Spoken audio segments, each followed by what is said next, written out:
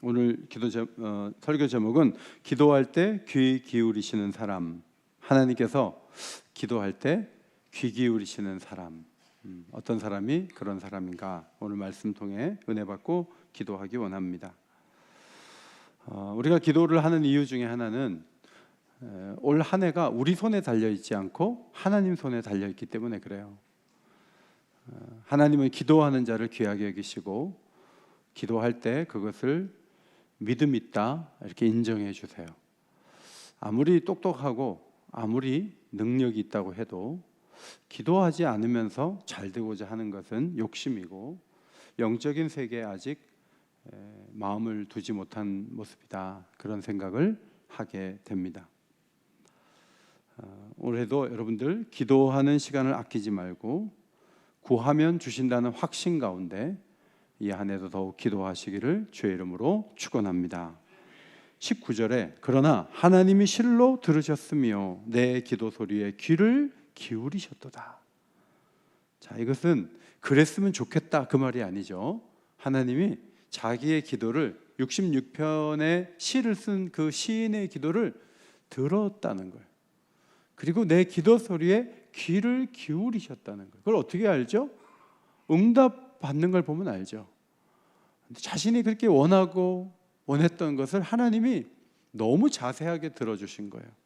자세하게 들어주신 것으로 봐서 귀를 기울이셔서 내게 필요한 것들을 주기를 원하셨다, 그 고백을 한 거예요.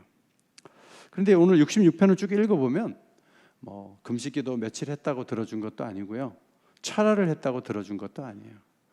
보통 기도 많이 하는 분들이 기술을 자꾸 얘기해요. 이렇게 하면 하나님이 100일 기도에 하나님이 굉장히 100일 기도 좋아하신다, 100일을 채워라, 이런 식으로 얘기를 해서 불교나 우리 정성에 따라 하나님이 태도를 바꾼다, 이런 쪽으로 가는 기도 생활을 가르치는 분들이 계신데, 사실은 성경은 그쪽을 그렇게 지지하지 않아요. 물론 간절한 마음을 보죠. 그리고 하나님이 응답도 해요. 그런데 요 1시간 동안의 모든 것이 판결이 나느냐? 사실 그렇지 않아요. 기도하는 태도도 매우 중요해요. 그러나 하나님에 대한 그 자세, 신앙생활의 방향성, 또 다른 이 부분들이 하나님이 귀 기울이실 만한 사람을 특별히 대하시는 이유가 될 수 있다, 이것을 66편에서 보여주고 있습니다. 저는 이 시를 보면서 하나님께서 귀 기울이시는 사람은 이런 사람이구나 발견을 했어요. 두 가지로 말씀드릴게요. 첫째로 어미하신 하나님을 예배하는 마음. 자, 이 마음을 가진 사람을 하나님이 귀 기울여 들으세요. 관심이 예배에 있어요. 그런데 그 예배를 잘 보면 온 땅이 하나님 앞에 노래하고 찬송하기를 원하죠. 나 혼자 예배하는 것이 다가 아니고, 내 가족 정도가 아니고 온 땅이 와서 하나님을 예배하고 경배하는 것을 원하는 그 마음을 보시면서 하나님이 기도에 귀 기울이시는 거예요. 예배의 열망이 기도 응답과 관련돼 있는 거예요. 여러분, 세상에는 기도 제목의 응답을 바라지만 예배가 무너진 사람 많아요. 예배를 안 드려요. 그리고 자기가 원하는 것만 계속 달라 그래요. 그러면 하나님 입장에서 여러분이 하나님이라면 들어주겠어요? 우리를 만드시고 우리를 예수 믿게 한 이유가 예배 받으시려고 하는 것인데, 우리가 찬송 부를 생각을 안 하고 우리가 하나님을 높이려는 마음을 갖지 않는데 그저 내가 필요한 것만 달라고 손을 내미는 그 손에 대해서 하나님이 귀를 기울이시겠는가? 오늘 이 말씀을 보면 그렇지 않다는 거예요. 예배가 살아있는 자, 그리고 그 예배가 온 세계 가운데 드려져서 하나님이 받으셔야 될 영광을 충분히 받아주시는 것, 이 상태가 되는 것에 대한 열망이 있는 시인의 마음, 이 마음이 하나님이 귀 기울이시는 이유가 될 수 있다 하는 거예요. 저는 이 말씀을 보면서 예배의 중심이 선교적 사명과 잘 연결되어 있구나. 하나님을 개인화하는 것은 우상숭배예요. 자꾸 하나님을 조종하려고 해요. 하나님이 예배받는 그 자리에 계시면서 나와 관계를 맺는 것으로 익숙하지 않고 그저 내가 이렇게 해서 하나님을 자꾸 조정하려고 하는데 하나님이 원하시는 예배와 찬송은 스위치가 꺼져 있어요. 그러면 그 사람은 우상숭배하는 거예요. 그건 기도 아니에요. 하나님은 나 한 사람만 상대하지 않아요. 기도 응답을 강조하다가 하나님을 개인화하는 잘못이 사사시대에 있었습니다. 사사기 18장 에브라임 산지에 미가라 하는 사람의 어머니가 지금으로 말하면 돈을 몇억 원을 잃어버렸어요. 없어진 거예요. 은이 없어져. 은 1,100개가 없어졌어요. 아니 이 은을 누가 가져갔지? 근데 아들이 어머니 사실 제가 가져갔습니다 하고 아들이 뉘우치고 어머니께 가지고 왔어요. 어머니는 그렇게 솔직하게 나오는 아들이 너무 자랑스러워 갖고 은 200개를 가지고 아들을 위해서 신상을 만들어요. 그리고 제사장을 이제 고용을 하는 거예요. 근데 아들이 이렇게 보니까 레위인이 있더라고. 레위인. 유다 지파에서 온 레위인이 있었고 그 사람 보고 레위인에게 부탁을 하는 거예요. 우리 집 제사장이 좀 돼달라고. 이 사람 뭐 자격도 안 되는데 레위인이라는 이름 때문에 이제 또 직장이 보장되니까 그럼 제사장을 하겠다고 그렇게 동의를 하게 됐어요. 그런데 미가는 레위인을 제사장을 이렇게 삼으면서 여호와께서 내게 복을 주실 것이다 이렇게 기대를 해요. 그런데 얼마 후에 단지파 5사람이 돌아다니다가 이 집에 딱 왔는데 신상이 있는 거예요. 우상숭배하면 안 돼 이렇게 말하기에는 너무 신앙이 다 무너져 있었기 때문에 그 신상이 너무 좋아 보였던 것 같아요. 그래서 본부로 돌아가서 그 신상을 가져오자 해서 600명의 군사가 움직여요. 그리고 뺏는 거예요. 뺏고 거기 제사장 보고 이렇게 얘기해요. 한 집안의 제사장 될래? 아니면 한 지파의 제사장 될래? 어느 게 더 좋을까? 그래서 이 레위인은 물론 한 지파의 제사장이 좋죠 하고 따라와요. 그리고 라이스라는 곳을 공격해서 사람들을 죽이고 거기에 신상을 세워요. 그리고 거기에 이 제사장을 세우고 한 지파가 하나님 대신에 이 신상을 섬기는 장면이 사사기 18장에 기록이 되어 있어요. 사사시대의 혼란상을 보여주는 거죠. 무자격 제사장이 이런 혼란을 부추기고 동원이 돼요. 그런데 오늘 시편 66편은 그런 믿음이 아니에요. 시인은 하나님을 내 하나님, 우리 지파 하나님, 우리 대한민국 하나님. 우리 사실 그렇잖아요. 월드컵 할 때 스페인하고 우리하고 2002년도에 붙었는데 우리가 이겼잖아요.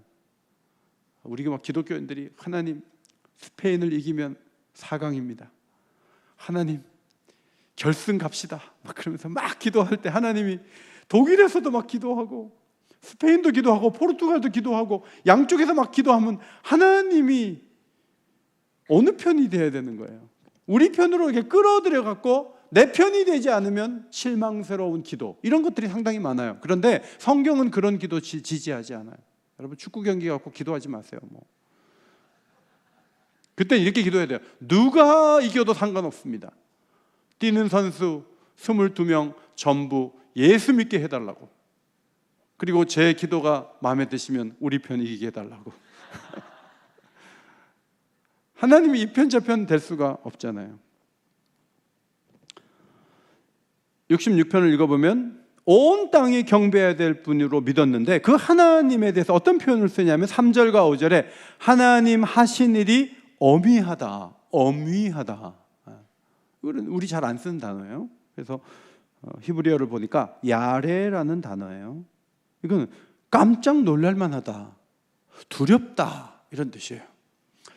구약에 야레라는 단어를 쓴 여러 구절들이 있는데 그중에 창세기 22장에 가면 다르게 또 번역이 되어 있어요. 창세기 22장 12절 같이 한번 읽겠습니다. 시작. 사자가 이르시되 그 아이에게 내 손을 대지 말라. 그에게 아무 일도 하지 말라.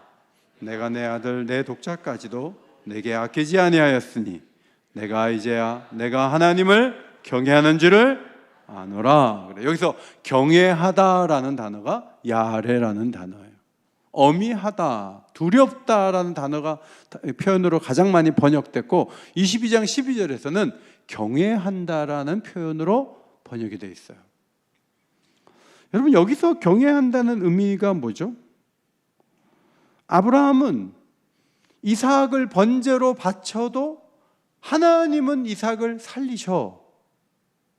번제로 바치면 다 이 몸이 재가 되는 거예요. 그리고 공기 중에 다 날아가요. 그런데 하나님은 하늘의 별처럼 내 아들을 많게 해주겠다, 내 자손을 많게 해주겠다고 이삭을 통해서 그 일을 이루시겠다고 약속을 하셨기 때문에 나는 하나님 말씀대로 번제로 잡아도 하나님께서 이 아들을 살리셔서 부활시켜서 하나님의 약속을 이루실 수 있는 그 하나님이다.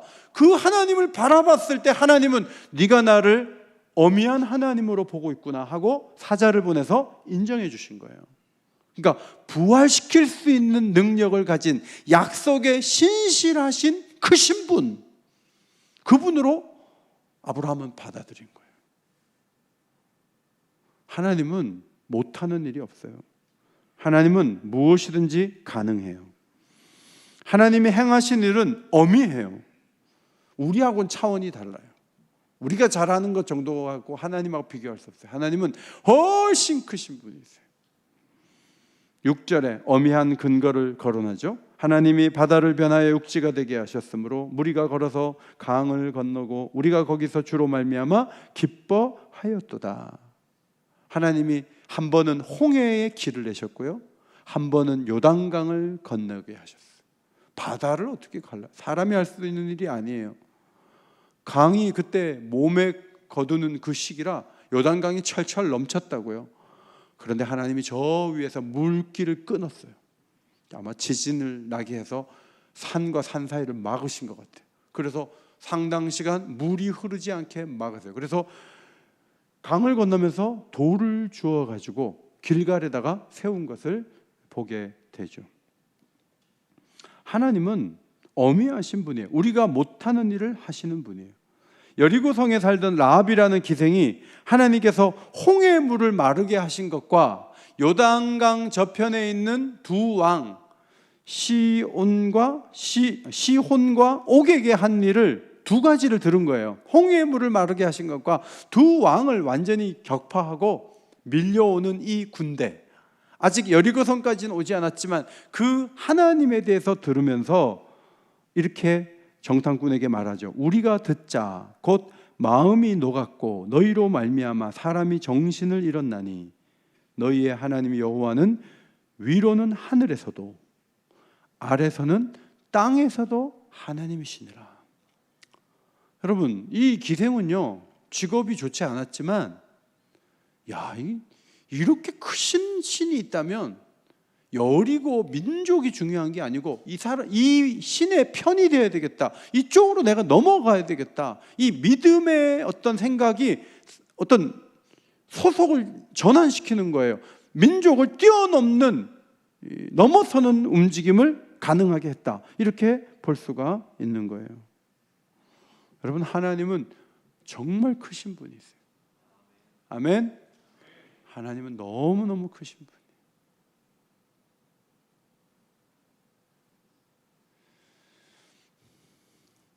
우리 주변에 청와대가 있었는데 대통령 좀 들으라고 우리가 캐롤송을 김영철 목사님 계실 때 참 많이 저도 많이 봐서 불렀어요.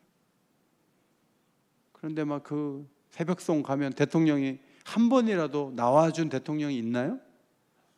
박 대통령이 나왔습니까? 누가 나왔어요? 아무도 안 나와요. 나중에 김영철 목사님이 그만 가자, 난 대통령 안 나와요. 자, 좀 높은 분이 계시면 우리 만나줘요?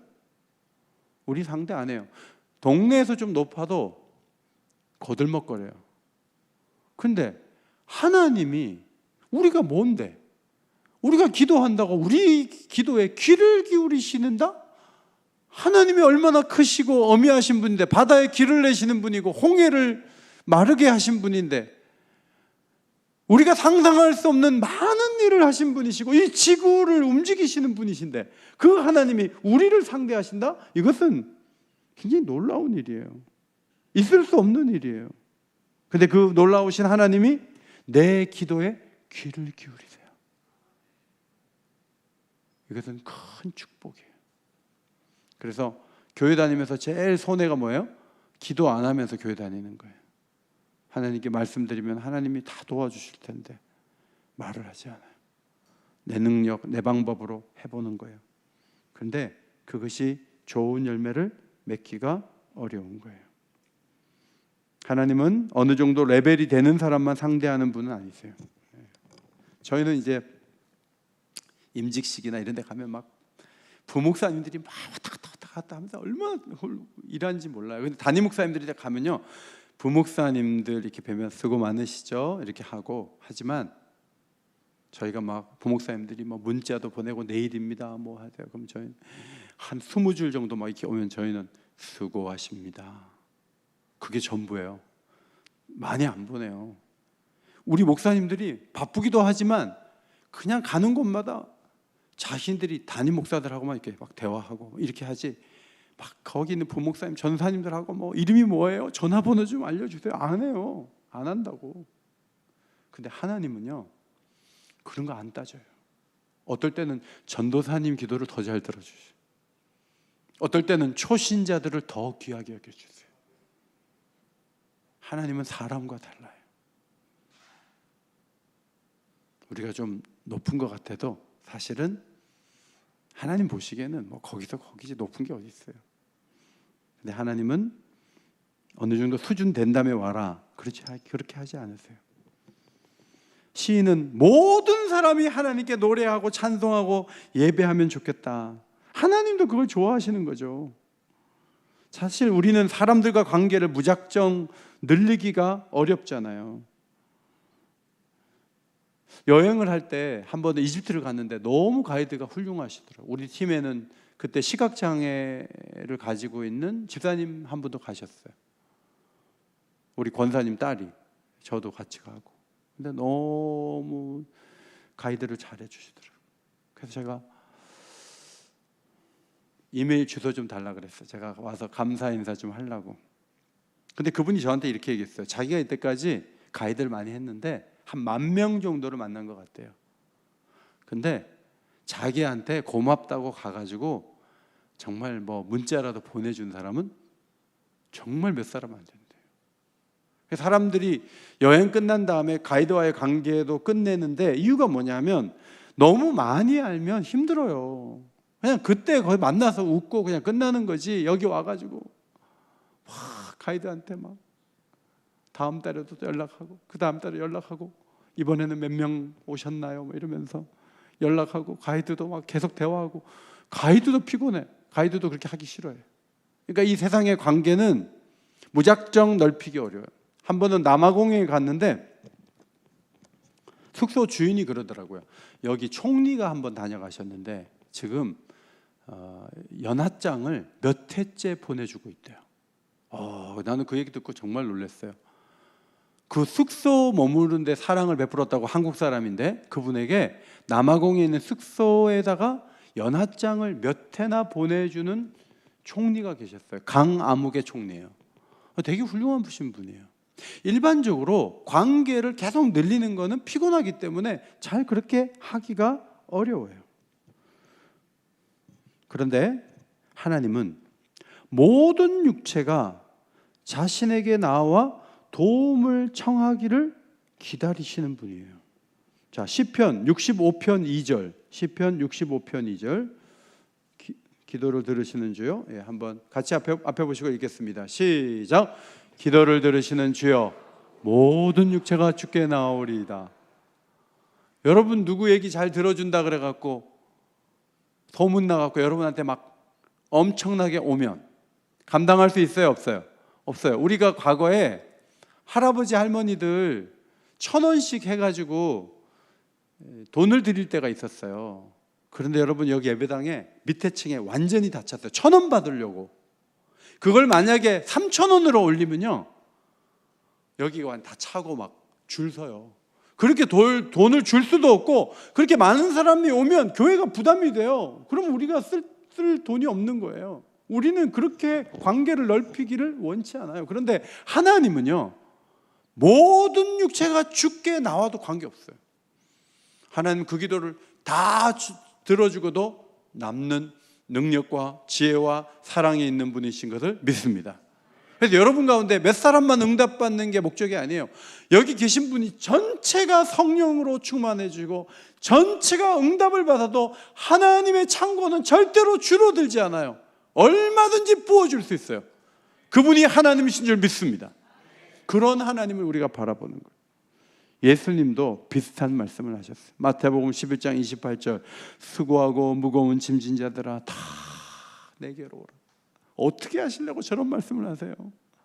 다 왔다가 어떻게 하시려고? 엄마가 애들이 5인데 엄마가 가방을 다 들어주는데 막 중학교 다니는 애도 엄마가 들으라고 하면 엄마가 나중에 화를 내면서 엄마가 손이 2개밖에 없는데 너희들이 가방을 다 맡기냐 그러면서 중학생 보고 네 건 네가 들으라고 하지 않겠어요? 엄마는 그래요. 근데 예수님은 다시 띄워줘요. 수고하고 무거운 짐지하더라 다 내게로 오라. 내가 너희를 쉬게 하리라. 나는 마음이 온유하고 겸손하니 내 멍에를 메고 내게 배워라.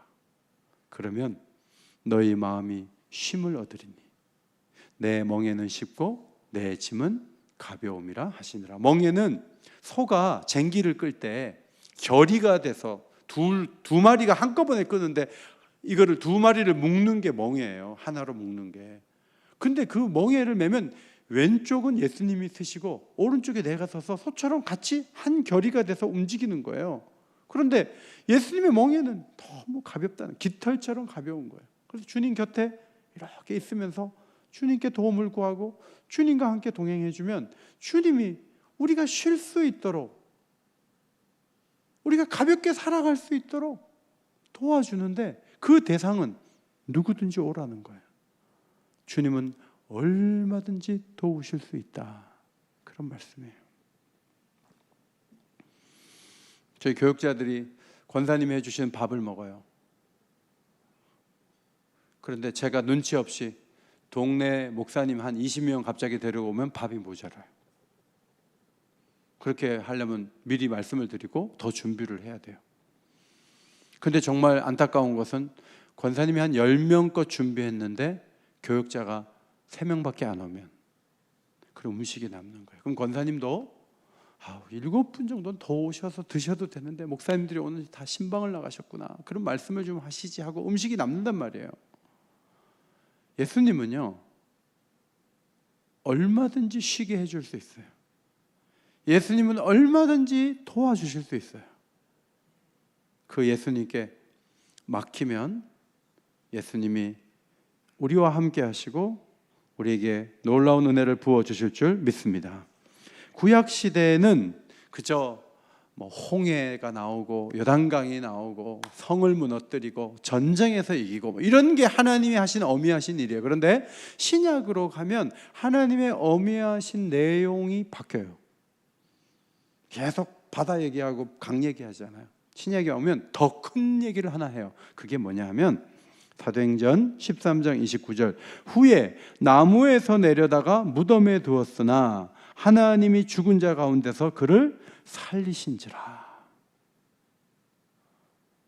하나님의 어미하신 놀라운 일이 한 사건에서 일어났는데 그것은 예수님이 십자가에 죽으셨는데 사흘 만에 그분을 살리신 하나님이라는 거예요. 여러분, 죽은 자를 살린다고 1차 전도여행 가갖고 비시디아 안디옥에서 이 말을 했다고요. 그러면 사람들이 미쳤구나, 미쳤어, 죽은 자가 어떻게 살아, 말도 안 되는 얘기하고 있어, 우리는 안 들을 거야, 딴 데 가서 알아봐, 이렇게 얘기할 것 같은데 그렇지 않아요.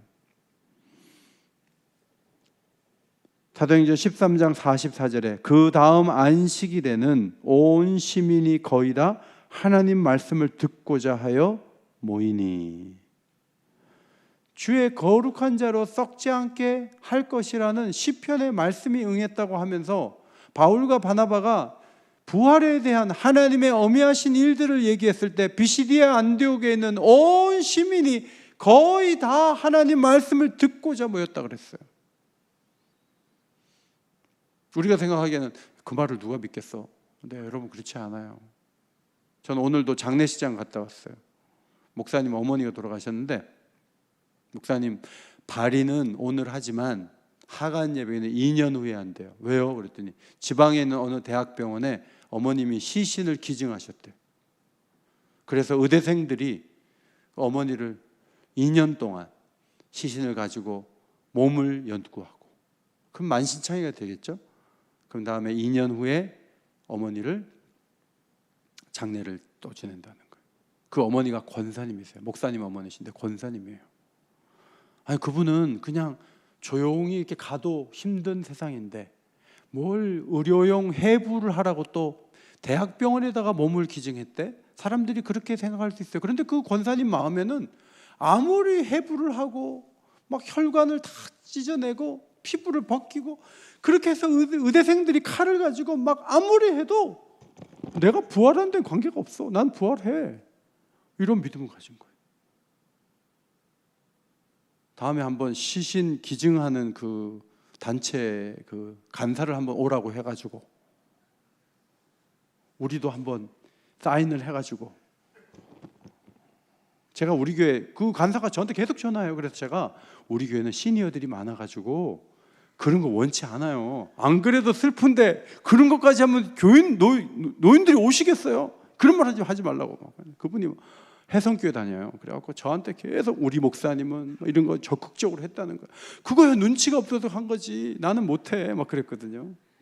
근데 오늘 가서 이렇게 들여다보니까 야, 그 권사님 참 부활에 대한 확신을 갖고 있네. 어차피 화장할 건데 그렇게 해갖고 사회에 공헌하고 그리고 떠나는 것도 분명한 믿음을 보여주는 하나의 모습이다. 그런 생각을 하게 되는 거죠. 여러분 오늘 이 66편의 시인은 이방 땅에서 예수 부활이 소망이 되고 그 일을 위해 힘을 다해 복음을 전한 거예요. 그리고 온 땅으로 확장되기를 원한 거죠. 로마서 15장 12절에 이새의 뿌리 곧 열방을 다스리기 위하여 일어나시는 이가 있으리니 열방이 그에게 소망을 두리라. 여러분 열방이 그에게 소망을 두는 건 물질이 아니에요. 생명의 주, 부활의 주. 부활이 필요 없는 나라가 있어요? 그런 개인이 있어요? 그런 민족이 있어요? 없어요. 모두가 죽음의 그늘에서 신음하고 있어요. 그런데 이새의 뿌리신 예수님이 일어나셔서 열방의 소망이 되실 것이다. 이것이 신약 메시지의 중요한 말씀이에요. 우리의 기도에 귀 기울이시는 방법은 뭐죠? 온 땅의 사람들이 하나님을 노래하고 찬양하는 것에 그런 미래에 대한 기대감을 갖는 것. 바로 이런 신앙의 색채와 방향성과 규모가 하나님의 생각과 맞아떨어지는 거예요. 여러분도 여러분하고 생각이 잘 맞는 사람 뭐 해주고 싶지 않아요? 말만 하면 반대 방향으로 가면 그 사람 만나기도 싫어. 그런데 얘기하면 막 동감해주고 나하고 막 선한 일을 하는데 너무 손발이 잘 맞아요. 그러면 그분하고 전화하고 싶고 그분하고 얘기하고 싶어요. 하나님도 하나님께서 이루시고자 하는 게 뭐예요? 온 땅에 많은 사람들, 하나님이 영생을 주시기로 작정한 사람들이 주께로 돌아와서 예배하는 것이 하나님의 꿈이에요. 그런데 그 꿈을 성취하기 위해서 움직이고 그것을 자기가 열망을 해요. 근데 그 사람이 기도를 해요. 그러면 그 사람 기도 들어주시죠. 왜냐하면 하나님의 생각과 같은 사람이고 그런 열망을 갖고 있는 사랑의 사람이기 때문에 그래요. 이렇게 기도해야 돼요. 자, 애가 열이나 밤인데 병원에 못 가요. 그러면 여러분이 기도하실 때 하나님 열 떨어지게 해주세요. 애가 죽어가요. 오늘 내일 아침까지 못 버틸 것 같아요. 너무 열이 심해요. 하나님 열 떨어지게 해달라고요. 그러지 마시고 이렇게 기도해요. 하나님 이 아이는 열방으로 나갈 겁니다. 이 아이가 살아야 사명 감당할 수 있어요. 오늘 밤에 고쳐주시면 열방으로 보내겠습니다. 그렇게 한번 기도해 보세요. 그러면 하나님께서 그 기도를 귀 기울이실 수 있어요. 하나님은 선교적 열망을 가진 것을 귀하게 여겼어요. 우리 옥인교회가 코로나 시대에 더 견고해졌어요. 이유 중에 하나는 선교사 한 명도 줄이지 않았어요. 선교사를 위해 기도하고 복음 전파의 소중함을 더 생각하고 앞으로 나가려고 하는 거죠. 하나님의 생각과 맞아 떨어지면 하나님이 그 교회를 귀하게 여기시죠. 두 번째, 9절부터 15절은 불과 물을 통과하며 연단받는 사람의 기도를 들어주신다는 거예요. 우리에게 오는 시련은 은을 단련함과 같은 거예요. 예수를 믿는데 그물에 걸려요. 11절, 우리를 끌어 그물에 걸리게 하시며, 그 다음 어려운 짐을 하나님이 내 허리에 묶어두시는 거예요. 이거 정말 힘든 얘기죠. 그 다음에 12절에 보면 사람들이 우리 머리를 타고 가게 하셨다. 아니, 사람들이 내 머리를 어떻게 타요? 이 말은 한 200명 정도 한 방에 집어넣어 놓고요, 간수가 너희 다 똑바로 서 있어 하고 어떤 사람 어깨 위로 올라가더니 막 짓밟으면서 다니는 거예요. 그러니까 쓰러지면 가만히 안 둬 하면 전부 서 있는 거예요. 막 밟고 다니는 거예요. 유대인들이 역사적으로 이런 고통을 많이 당했어요. 바로가 남자애가 나면 나일강에 던져라. 그게 머리를 타고 다니는 행동이에요. 하만이 유대인들 한 날 한시에 다 죽이겠다. 그게 머리를 타고 다니는 행동이에요. 그런 역사가 많았어요. 헤롯이 몇 살 아이 남자애 다 죽여라. 그게 머리를 타고 다니는 행동이에요. 집단 학살을 하는 거예요. 유대인들은 그런 일을 많이 겪었어요. 그때 얼마나 마음이 아프고 힘들었을까요? 역사를 보면 참 많은 아픔이 있고 우리 또한 다양한 시험을 당해요. 청교도인 존 오웬이라는 사람은 1658년에 시험이라는 책을 출판했어요. 부흥과 개혁사에서 번역되어 있는 책인데 이렇게 썼어요. 우리가 살다 보면 유혹이 더 급박해지고 핑계가 더 교묘해지고 허영은 더 화려해지고 죄가 틈탈 기회들이 더 크게 열리며 악의 문들이 이전보다 훨씬 아름답게 보이는 때를 맞이하게 마련이므로 잘 대비하는 것이 복이다. 시험은요, 아담한테도 오고 아브라함한테도 오고 다윗한테도 왔어요. 그리고 그들이 넘어졌어요. 우리는 그들보다 못해요. 우리한테 시험이 안 오겠어요? 이런 시험 저런 시험이 너무 많아요. 다니엘서에는 유대에서 데려온 소년을 개조시키려는 바벨론 당국의 다양한 시도가 나와요. 소년들이 잡혀왔는데 예루살렘에서 바벨론 땅에 와 있잖아요. 선생님, 교육 내용 전부 바벨론 중심이에요. 언어 다 바꿨어요. 이름도 바꿨어요. 너 그 유대에서 쓰는 이름 말고 여기 이쪽에서 지어준 이름 써. 막 그럼 뭐 거의 우상하고 관련된 이름들 막 써야 되는 거예요. 사드락과 메삭과 아벳느고 다 이거 바벨론 이름이에요. 이름 다 바꿨어요. 그러면 이름도 잃어버렸는데 무슨 소망이 있어요? 그런데 여러분, 이 세 소년이 이름 바꾸는 것도 저항하지 못하고, 그 다음에 교육 내용도 바꿀 수도 없고, 외국에 잡혀온 것도 도망갈 수도 없고, 그런 상황이었지만 이 사람들이 뭘 했냐면 먹는 거는 동의하지 못한다. 식단을 바꿨어요. 난 왕의 진미, 우상에 갔다 온 고기 안 먹겠다. 딱 그 죽는 걸 의미하는 거예요. 그런데 지혜롭게 잘 얘기해가지고 얼굴이 더 빛나는 바람에 자신의 나름대로의 정체성을 음식을 통해서 세우는 놀라운 말씀이 다니엘서에 나타나요. 다니엘서를 읽는 독자들 입장에서는 답답하다. 그런다고 일이 해결되겠나. 그러지만 그들이 어떤 선을 스스로 정하고 그 선을 넘어가지 않으려고 애쓰는 그 자체를 하나님이 귀하게 보시고 복을 주시고 형통케 하셨다는 말씀이 다니엘서에 기록이 되어 있는 거예요.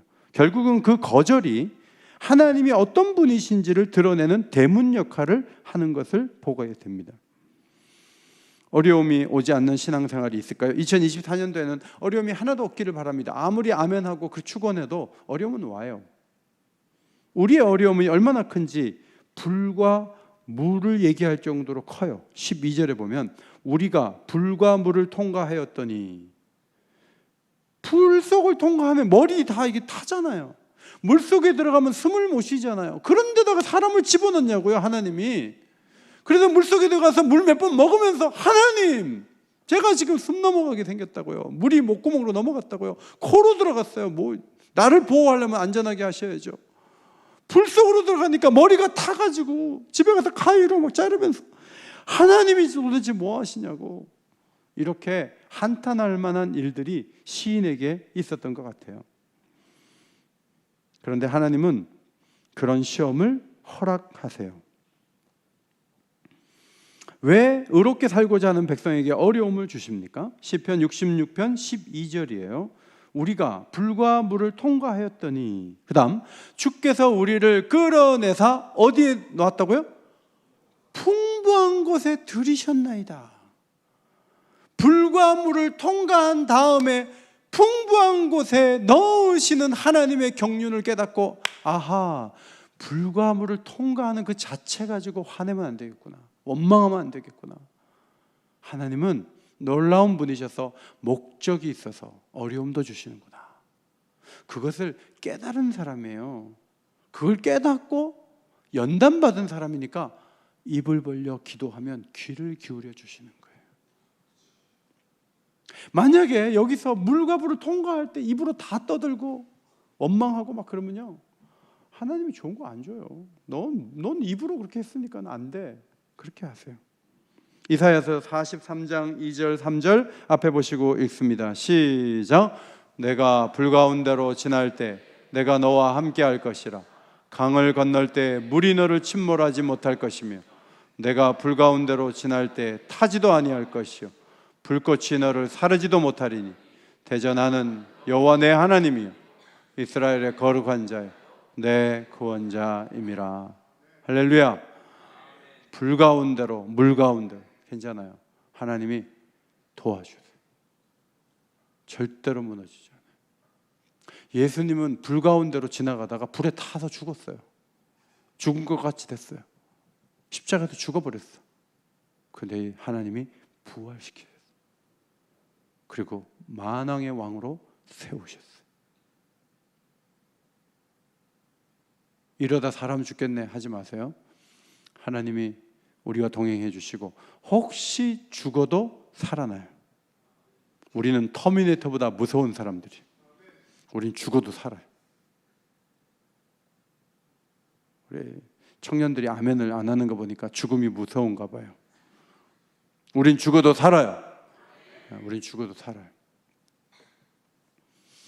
어느 교회 청년이 굉장히 많은데 제가 아니 청년들이 어떻게 이렇게 어른들하고 잘 지내고 어른들이 청년들을 고마워하냐. 그러니까 목사님이 비결을 알려줬어요. 그게 뭐냐면 시니어들이 장례식 때, 발인할 때, 하간할 때 청년들이 30명씩 간대요. 그래가지고 관을 들어준대요. 청년들이. 시니어들이 너무 고마워가지고 청년부 쓰라고 돈을 갖다가 그냥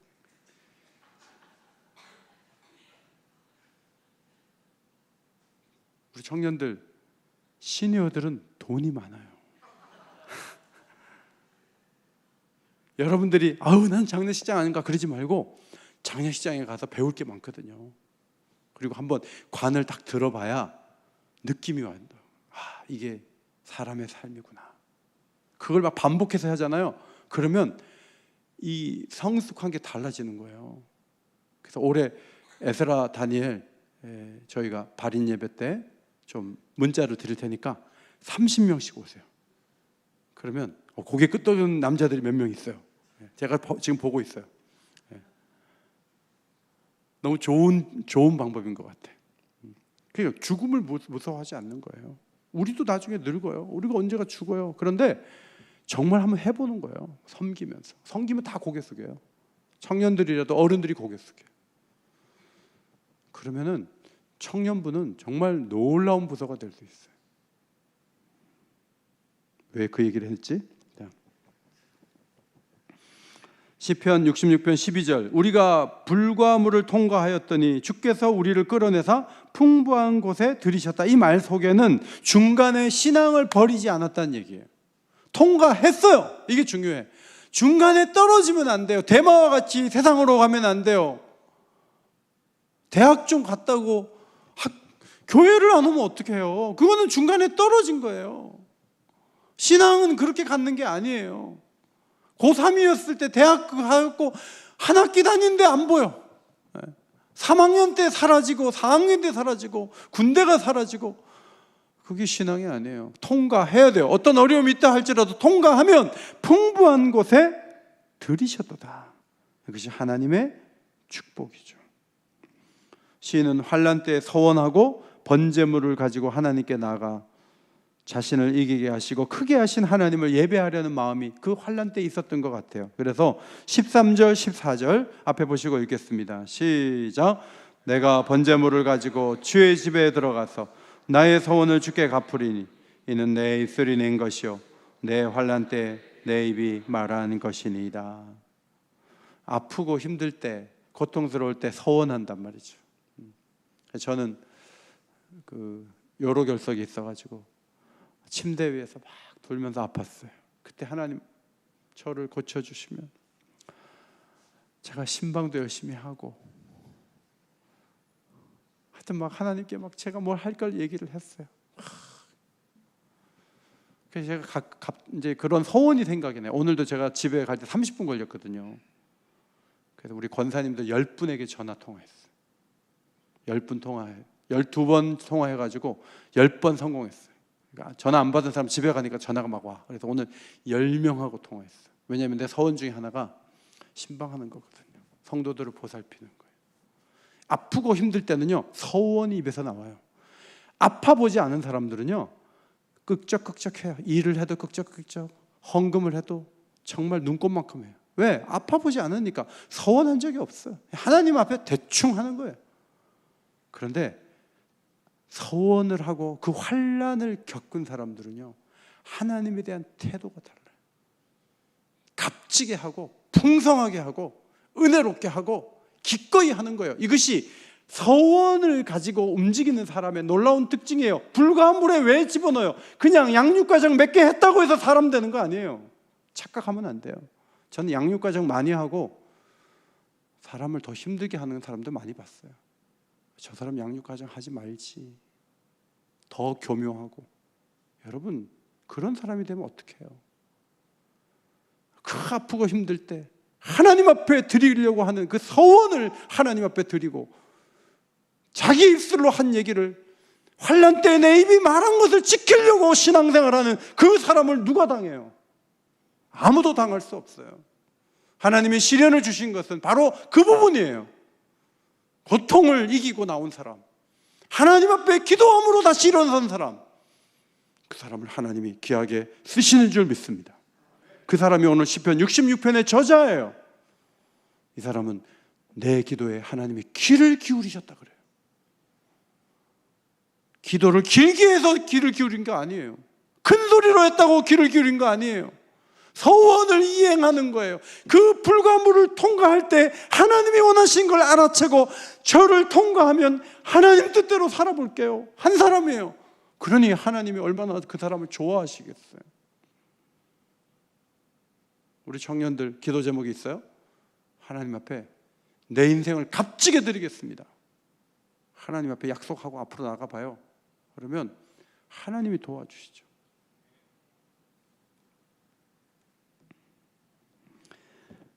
알리스테어 백이라는 사람이 이런 세상에서 어떻게 믿음을 지킬까, 이런 책을 썼어요. 시험은 내 삶의 진짜 통치자를 가려내는 시간이다. 그때 다니엘의 하나님은 지금 나의 하나님이다. 마지막 에필로그에 역풍을 거스를 용기를 주신 분과 함께 날다. 이게 큰 제목인데 그 글 밑에 제가 너무 잘 아는 시시한 예화가 있더라고요.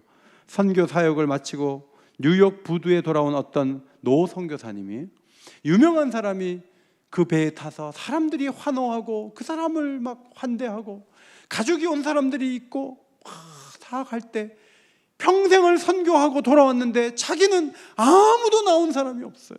너무 외로워서 자기 연민에 빠지려고 할 때 하늘에서 음성이 들렸다는 거예요. 낙심하지 말라. 너는 아직 집에 도착하지 않았다. 이곳은 너의 집이 아니다.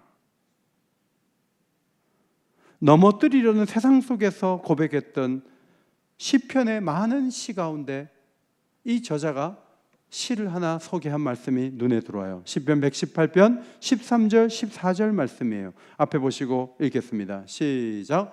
너는 나를 밀쳐 넘어뜨리려 하였으나 여호와께서는 나를 도우셨도다. 여호와는 나의 능력과 찬송이시오 또 나의 구원이 되셨도다. 우리를 넘어뜨리려 하는 사람이 많아요. 그런데 하나님이 도와주세요. 하나님은 나의 능력과 찬송이시오 나의 구원이 되신다. 아름다운 시예요. 마지막 18절에 내가 나의 마음에 죄악을 품었더라면 주께서 듣지 아니하시리라. 여기 무슨 죄가 갑자기 나오나요? 이 죄는요, 뭐 음란한 죄나 게으른 죄나 도둑질한 죄나 살인죄나 그런 거 아니에요. 여기서 죄악은 뭐죠? 여기서 죄악은 불과 물을 통과하다가 하나님 원망하는 거예요. 그리고 선한 일을 하다가 안 해. 하나님 그렇게 하시면 난 예배 안 드려. 낙심하고 뒷걸음질 치는 거예요. 만약에 그런 식으로 인생 살면 주께서 기도 듣지 않는다는 거예요. 힘겨운 시험을 잘 이기면 귀를 기울여 들으세요. 그런데 원망하면 줬던 것도 뺏어요. 그게 영적인 원리예요. 시인은요, 좌절하고 막 힘들어하고 그러지 않고 16절 나의 영혼을 위하여 행하시는 일을 내가 선포하리라. 시선을 옮기고 하나님 하신 일을 자꾸 얘기해요. 그러면서 17절에 내가 나의 마음에 죄악을 품었더라면 주께서 듣지 아니하시리라. 출애굽기 읽으면 왜 못 들어가요? 가나안 땅에 못 들어간 이유가 거기 나오잖아요. 맨날 원망하는 거. 우리가 애굽 땅에서 고기 가마 곁에 앉아 있을 때, 떡을 배불리 먹을 때 여호와의 손에 죽었더라면 좋았을 것을. 너희가 이 광야로 우리를 인도하여 내어 이 온 회중으로 줄여 죽게 하는도다. 이 부정적인 말, 물이 없겠다고, 먹을 것이 없다고 하는 말, 시인은 그런 말을 하지 않았어요. 하나님이 행하신 걸 계속 얘기했어요. 이게 바로 기도응답의 비결이에요. 그래서 기도응답의 비결은 의외로 태도에 달려있어요. 입술의 고백에 달려있어요. 서원하고 이행하는 데 달려있어요. 그리고 선교적 비전에 달려있어요. 이것이 오늘 66편이 보여주는 위대한 말씀이에요. 오늘도 간절히 기도하시고 이런 태도와 이런 마음 자세와 이런 비전을 하나님께 보여드림으로 더 큰 응답을 받는 우리 믿음의 가족들이 다 되시기를 예수의 이름으로 축원합니다. 축원합니다. 우리 주가 보이신 생명의 길 찬양하고 기도하겠습니다.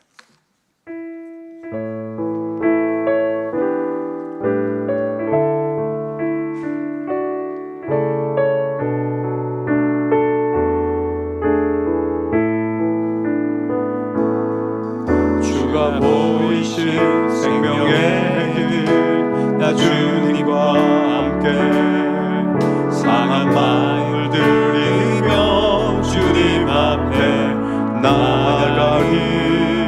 나의 의로움이 되신 주 그 이름 예수, 나의 길이 되신 이름 예수.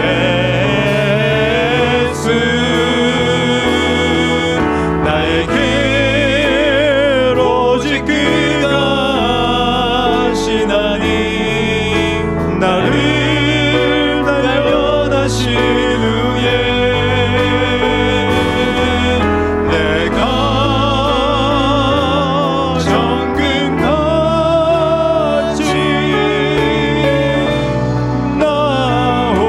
나오리라. 다시 한번 주가 보이신 생명의 길, 나 주님과 함께 상한 마음을 들이며 주님 앞에 나아가리. 나의 의로움이 되신 주 그 이름 예수, 나의 길이 되신 이름 예수.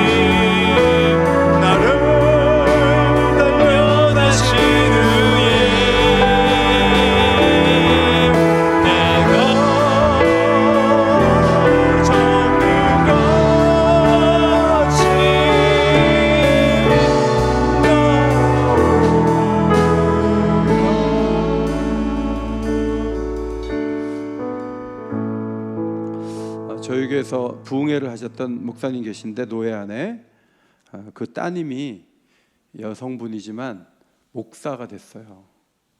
그리고 개척을 한 지 얼마 안 됐는데 정말 많이 모여요. 근데 놀라운 것은 목사님이 예배를 드리면서 이 여자 목사인 딸이 인도하는 그 예배에 성령의 기름 부으심이 있는 걸 느끼고 너무 은혜가 됐대요. 그리고 자신이 일하시는 교회를 가서 예배를 드리는데 쭉 늘어졌더래요. 그래서 너무 마음이 아팠대요. 그런데 예배에 대한 열망이 있는 그 교회는 예배를 위해서 몇백 명씩 모여서 기도한대요. 1시간의 예배를 놓고 기도하고 또 기도한대요. 그런데 그 기도하는 그 기도를 들으시고 하나님이 예배에 성령의 기름 부으심으로 풍성하게 함께 하는데 인도하시는 분이 여자분이에요. 그런데 관계없어요. 하나님께서 막 얼마나 은혜를 주시는지. 작년에 뭐 한 700~800명 모인다는 얘기 제가 들었는데 연말에 1900명이 모여서 예배드렸대요. 예배당도 없어요. 빌려가지고. 그러니까 예배에 와서 막 은혜가 되고 성령의 은혜가 느껴지면요, 오지 말라 그래도 와요. 근데 금요 기도회가 왜 중요하냐면 주일을 앞두고 마지막 큰 기도회예요. 우리가 뜨겁게 기도해야 돼요. 예배가 살아나게 하시고 우리 교회만이 아니라 온 열방 가운데 예배자들이 많아지는 그 일을 위해서 우리가 기도하고, 그래서 하나님이 우리를 기뻐하시고 마음껏 응답해 주시는 그런 자리에 서기를 소원합니다. 그리고 여러분, 불 가운데 물 가운데로 지나갈 때가 있고 짐을 지고 있는 분도 계시고 어렵고 힘든 그물에 걸려있는 분도 계세요. 그런데 잘 이겨내세요. 끝까지 잘 달려갈 수 있도록 새 힘 달라고, 좌절하지 않도록 하나님을 의지하고 기도할 때 주께서 우리의 기도를 들어주실 것입니다. 이 두 가지 사실을 마음에 두시고 합심해서 한번 소리내서 기도하겠습니다. 두 손 드시고 주님 이름 부르짖고 기도합니다. 주여